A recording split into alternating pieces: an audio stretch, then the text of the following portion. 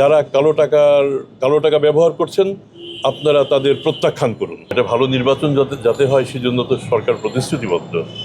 অন্তর্বর্তী সরকারের প্রধান প্রফেসর ইউনূস বারবার বলেছেন যে সামনে একটা উৎসবমুখর ভালো নির্বাচন যাতে হয়, সেই প্রতিশ্রুতি আমরা স্পষ্ট দেখতেই পাচ্ছি।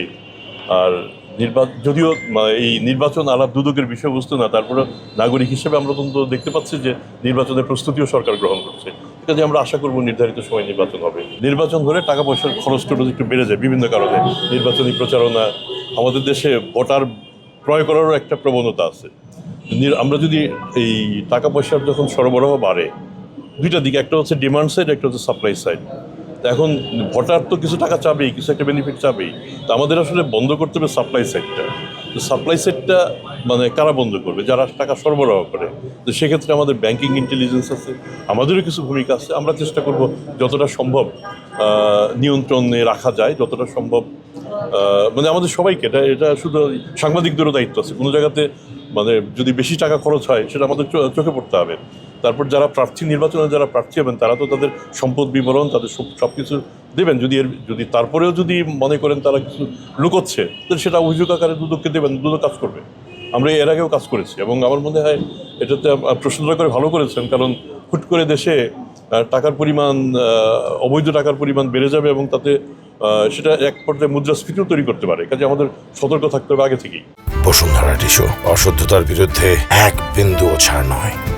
প্রথমত দুদকের সীমাবদ্ধতা আমাদের সবাইকে মনে রাখতে হবে। এই সীমাবদ্ধতার মধ্যেও আমাদের পক্ষে যতটা সম্ভব আমরা লক্ষ্য রাখব। আমরা প্রথমত হলফনামা দাখিল করার পরে সময় হাতে থাকে খুব কম। এটা পরীক্ষা করাটা একটু সময় সাপেক্ষ ব্যাপার। আমার মনে হয় মিডিয়ায় আমাদের এই কাজটা করতে পারে। কারো যদি শুরুতেই দাখিল করার সময় আপনাদের মনে হয় যে অবিশ্বাস্য রকম কম সম্পদ দাখিল করা হয়েছে এবং বাস্তবে তার সম্পদ অনেক বেশি, এটার সাথে সাথে আপনারা রিপোর্ট করবেন, আমরা আমাদের মতো করে কাজ শুরু করব। কালো টাকা গ্রহণযোগ্য টাকা নয়, এটা তো রাষ্ট্র একাধিকবার বলেছে। কাজে আমরাও কালো টাকার পক্ষে কোনো কথা বলার কোনো কারণ নেই। আমরাও চাবো যে কালো টাকার ব্যবহার এবং কালো টাকার প্রচার যেন না থাকে, সেটি আমরা চাবো। আমাদের দুর্নীতি দমন কমিশনের উপর আপনাদের সম্ভবত কিছুটা আস্থাও আছে।